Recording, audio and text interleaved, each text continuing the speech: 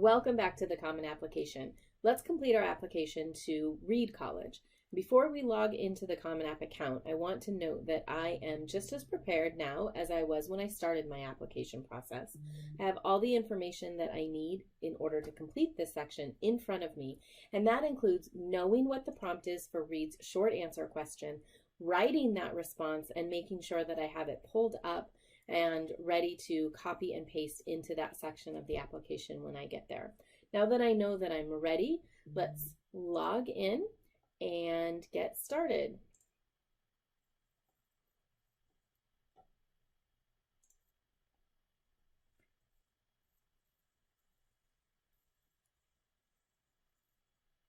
The first page that's going to show up is my dashboard.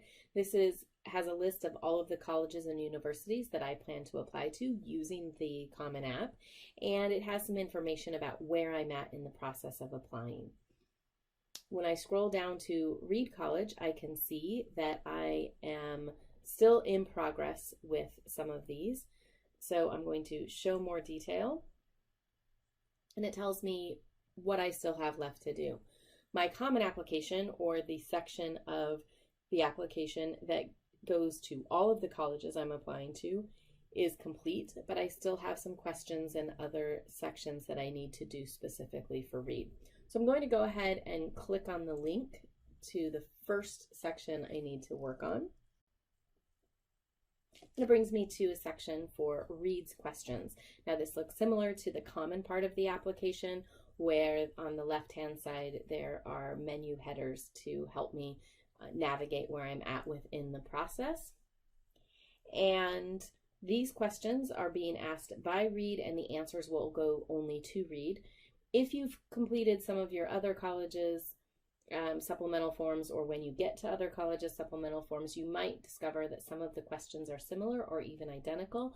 You'll need to fill them out for each of the colleges, because again, the answers that you provide within the supplemental sections are only going to the college whose supplement you're working on, and you know that by what's highlighted in blue here. Some questions in these sections, just as before, are going to have a red asterisk or star to indicate that they are required, and some will not have that star, meaning that they are optional. You may still want to answer an optional question. That's a choice that you'll get to make depending on the question and how you feel. So the preferred start term, I have one option here, and that is to start in the fall of 2021, and I will say yes, that's what I want. And I have 4 different options for an admission plan, or what kind of application am I submitting. We'll go through each of these. They are different. The early options all have an earlier deadline than the regular option. So that's the first thing that's going to be different between regular and early. Early decision is different from early action in a key way. So in early options, you are submitting an application early and you are hearing back from the college early. In early decision, you are making a decision early. You're saying, I submit this application, and if I'm admitted, I already know that this is where I'm going to go to college. So I'm not applying to other schools, and if I have applied to other schools, I will immediately revoke my applications to those schools when I'm admitted, because once I'm admitted, I have already decided by submitting an early decision application that this is the college that I am going to go to. Early decision and early decision 2 are different only in when the application is due, so what the deadline is for submitting. But early decision 1 and early decision 2 have the same requirement that when you submit the application, you are deciding that if they admit you, you will attend. Early action has an earlier deadline than regular decision. You hear back from the college earlier than you would otherwise, probably sometime around the holidays, and you then have still until the spring to make your final decision about where you'll attend. So you get to know a little bit earlier, but you are not making your decision by submitting your application. Regular decision has a later deadline. You will hear back from the college probably in March or early April, and you then have until spring to make your final decision about where you'll attend. So early application, early notification, regular, later application, later notification. Early decision, your application says, I know for certain that that I will attend if I'm admitted, and early action and regular decision gives you an option to compare other institutions before you make your final decision. For me, I'm going to choose regular decision. You'll choose the one that's right for you.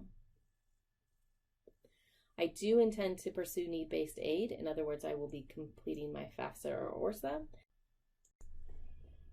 And when I click yes, it asks me to confirm that I will do that by the deadline. And click continue. So I'm on the academic section and I get to choose what I'm interested in studying at Reed. And I am required to answer one of these, and I have the option to add a second or third choice. And so at this point, I'm actually undecided. I don't know for sure what I want to study, and that's okay. I have the option to explore once I arrive on campus and take a variety of different classes. But I do have maybe an interest in sociology, and so I want to mention that in my second choice. I don't have a third choice, and so I'll leave that blank and move on. This section is about wanting to know what is my relationship to Reed, if I have one already.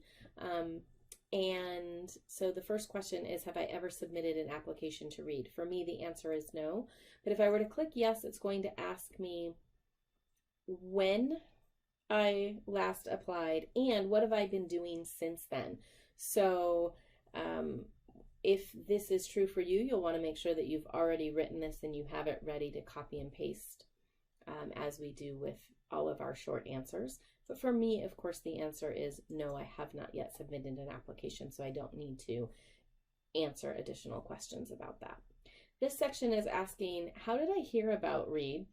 And I have the choice of providing up to 5 different ways that I heard, and they want me to do that in the order of how much importance that person or thing had on me being interested. So I have these various choices, and for me, it was a teacher who told me about Reed, and so and that got me the most interested, and so I'm going to choose that.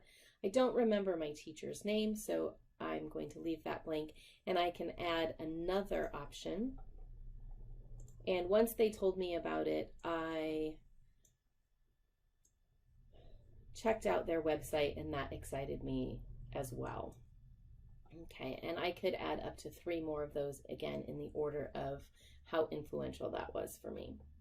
Now they're wondering, am I willing or able to be contacted by cell phone? So getting a text message or maybe an automatic phone call to provide me with information about maybe what's going on campus, reminders of deadlines, possibly letting me know what's missing from my application. So just being in contact with me about my application and information I might be interested in about Reed. And I'm okay with that, so I'm going to go ahead and say yes, and I'm going to enter my phone number here and click continue. And now they want to know about what my family's relationship with Reed is. And so they're asking if I have any relatives who are applying to Reed this year, may have attended Reed, or have worked there. And for me, the answer is no. But if the answer for you is yes, let's look at what that's going to look like. They're going to ask you, do you have any siblings who are also applying this year? And if you say yes, they're going to ask you information about that sibling. They're going to ask if you have any relatives that attended. And if you say yes, they're going to ask you about those relatives and give you the option to add additional ones.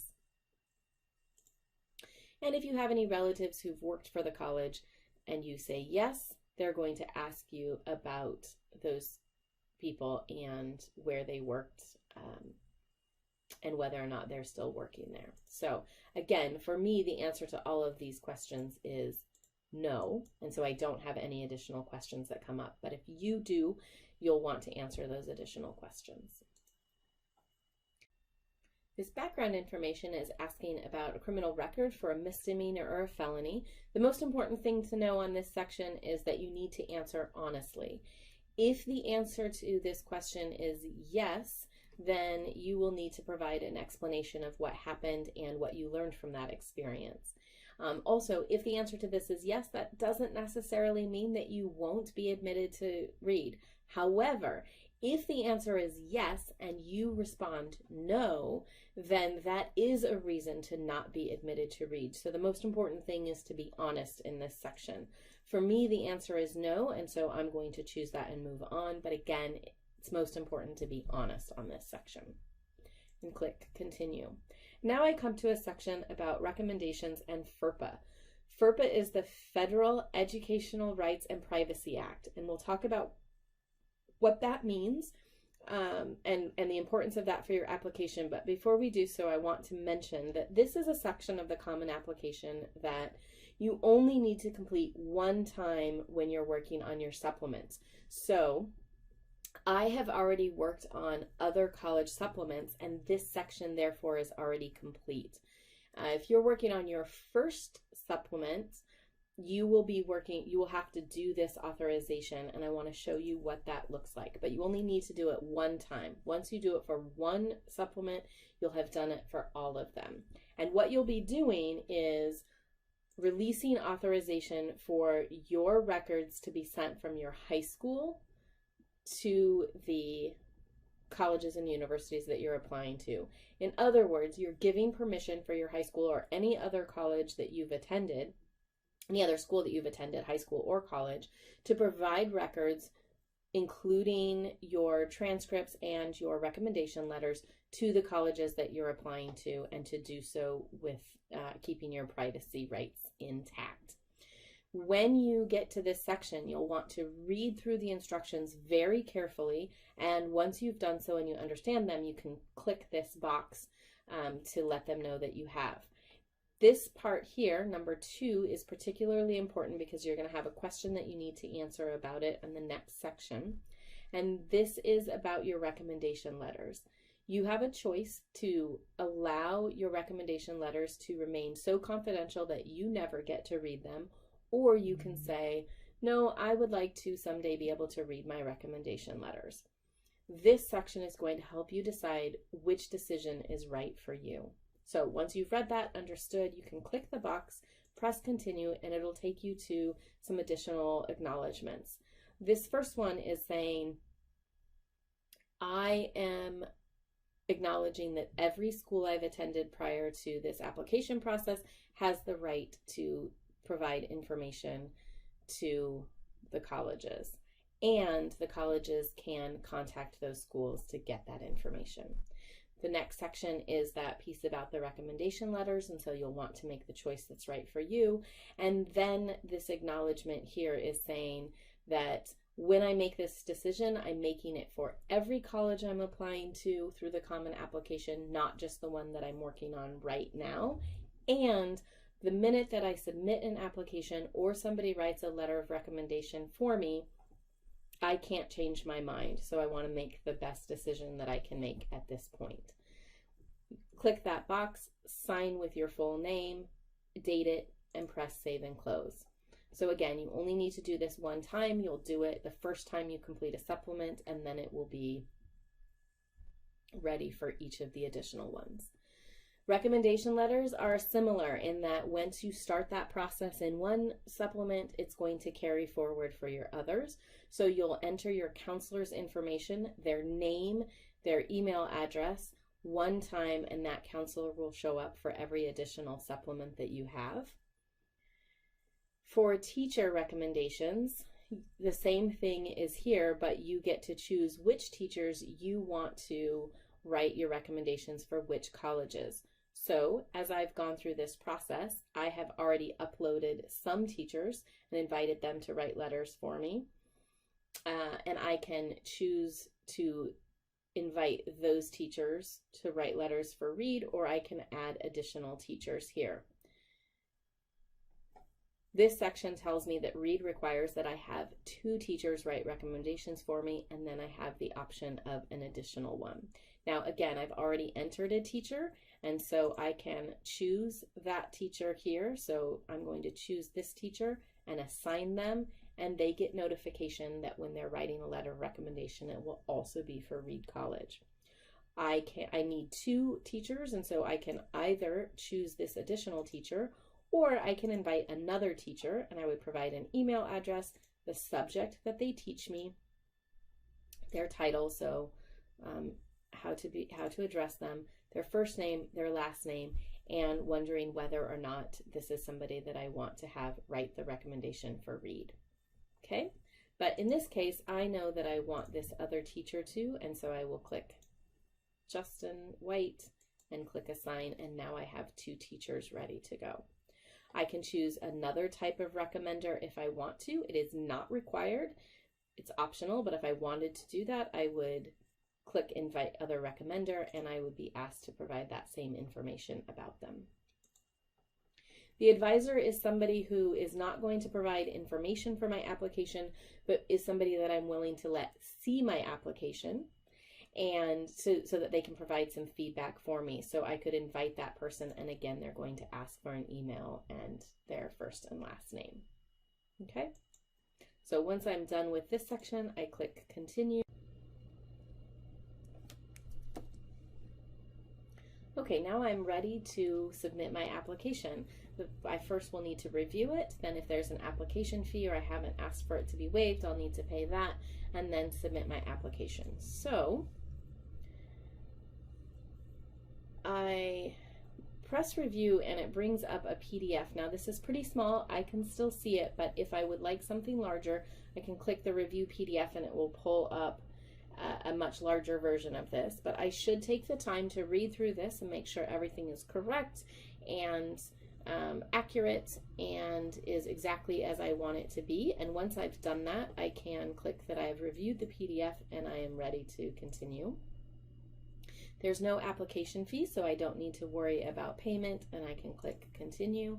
And then this section is asking me to certify a number of different things about how true my application is and other things I need to be aware of as I go through the process. I need to read through the information, make sure I understand it, and once I do and agree to it, click the box. So read, understand, agree, and click the box for each of these. Make sure you're reading them as you go, and then sign your name, date your application, and click Submit. Now, congratulations, we've submitted. However, for Reed, we need to know that our application is not complete until we submit the Reed College Writing Supplement. And so we're going to go ahead and click OK. But before we do that, we can celebrate a little bit more. Okay, now we're going to say OK and move on to submitting the writing supplement. And I can either do that by clicking this button here or going down here. Let's go to the writing supplement. And I have the option to do that now or do it later, but as we know, I'm prepared to do it now, so we'll click now, and there is a question that I need to provide answers to, and I've already written that answer, and so I'm going to go over to my short answer response, copy, and paste it into this box here, and press Continue. Now I have the option to review my writing supplements. And again, it shows up as a PDF. And I review that, make sure it's exactly as I want it to be. Again, I have the option to make that larger. Click to say that I've reviewed it and I'm ready to proceed. And now I have, again, additional things that I need to read, understand, agree to, sign my name,